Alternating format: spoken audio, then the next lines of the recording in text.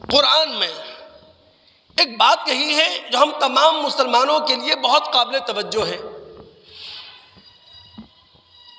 اسلامی معاشرے، مومنانہ سوسائٹی کے جو لوگ ہوتے ہیں، مسلمان اور مومن،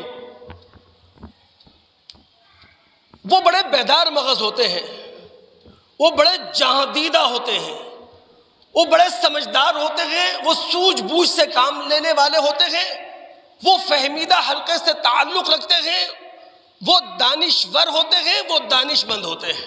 اور ایسا ہی مسلم سوسائٹی کے مسلمانوں کو، مومنوں کو ہونا چاہیے۔ اب دماغ آپ حاضر رکھیں، سورہ رعد مکی سورت، مکہ کے دور آخر میں نازل ہونے والی سورتوں میں سے، اس کی آیت نمبر 19 کے آخر میں رب العالمین نے فرمایا انما یتذکر اولو الالباب، قرآن سے جو لوگ نصیحت حاصل کرتے ہیں وہ لوگ ہیں جو دانشور ہیں، جو دانش مند ہیں، جو اپنی عقلوں سے کام لینے والے ہیں۔ اس کے بعد اللہ تعالیٰ نے آیت نمبر 20، آیت نمبر 21 اور آیت نمبر 22 کے اندر ان دانشوروں کی صفات بیان کی ہیں کہ جناب یہ لوگ اللہ سے کیے ہوئے وعدوں کو پورا کرتے ہیں، اور جن وعدوں کو اللہ تعالیٰ سے مضبوطی سے انہوں نے باندھ لیا ہے ان وعدوں کو توڑتے نہیں ہیں۔ یہ وہ لوگ ہیں کہ جو اللہ رب العالمین سے ڈر کر زندگی گزارتے ہیں، جنہیں ہمیشہ یہ اندیشہ لاحق رہتا ہے کہ ان کی بری طرح گرفت نہ ہو جائے، ان کا برے طریقے سے حساب کتاب نہ ہو جائے۔ والذین صبروا ابتغاء وجہ ربہم، اور جو اپنے رب کی رضا حاصل کرنے کے لیے صبر کا دامن ہاتھ سے جانے نہیں دیتے، نماز قائم کرتے ہیں، جو کچھ ہم نے انہیں دے رکھا ہے علی الاعلان بھی خرچ کرتے ہیں، خاموش انداز میں بھی خرچ کرتے ہیں، برائی کو دور کرتے ہیں بھلائی سے، یعنی بدی کو دور کریں گے نیکی کے ساتھ۔ اولئک لہم عقبی الدار، یہی وہ لوگ ہیں جن کے لیے آخرت کا گھر رب العالمین نے تیار کر رکھا ہے۔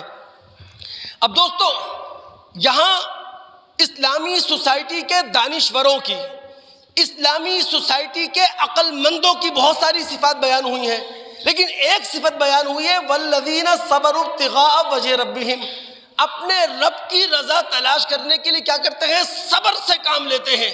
اور صبر کا مطلب کیا ہے؟ اپنی خواہشات کو کنٹرول کرنا، یہ ہے صبر۔ اپنے جذبات، اپنے میلانات کو اللہ کی حدود کا پابند کرنا، یہ ہے صبر۔ اللہ رب العالمین کی نافرمانی میں جو لذتیں دکھائی دے رہی ہیں، اللہ تعالیٰ کی نافرمانی میں جو فائدے دکھائی دے رہے ہیں، یہ دانشور ان کی طرف لپکتے نہیں ہیں، ان کی طرف پھسلتے نہیں ہیں۔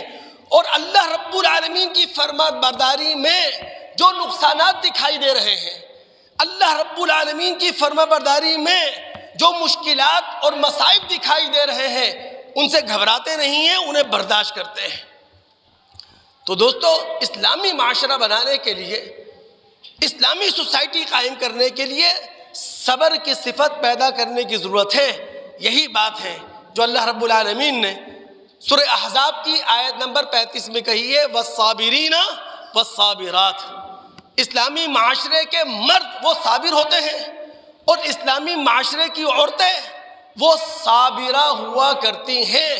دوستو، ہمارے نبی محمد الرسول اللہ صلی اللہ علیہ وسلم نے کہا الصبر ضیاء، یہ جو صبر ہے نا، استقامت دکھانا، اپنی منزل کو پانے کے لیے، اپنے مقصود کو پانے کے لیے، اپنے مطلوب کو پانے کے لیے مستقل صراط مستقیم پر اپنے آپ کو گامزن رکھنا، نہ پلٹ کر دیکھنا، نہ دائیں بائیں جھانکنا، یہ اعلیٰ تر صفت ہے، کیونکہ معمولی کام نہیں ہے۔ الصبر ضیاء، یہ صبر روشنی ہے۔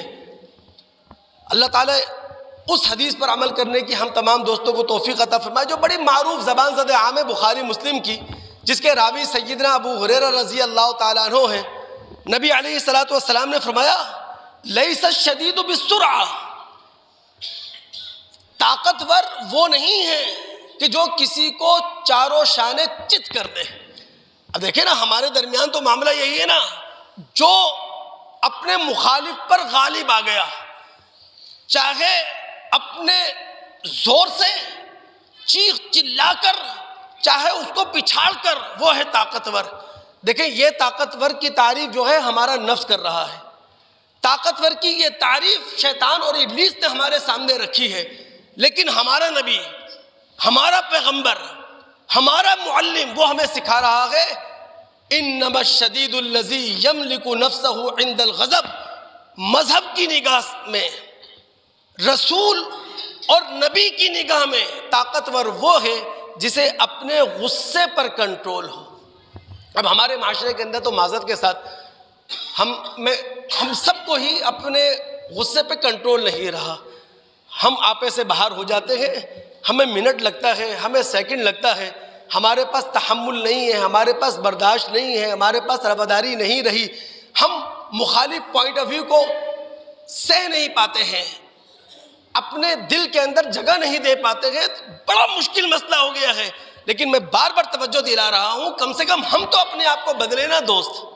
میں تو اپنے آپ کو تبدیل کروں, میں اپنے آپ کو بدل لوں میرا گھر بدل جائے گا, میں اپنے آپ کو بدل لوں تو میرا حلقہ بدل جائے گا.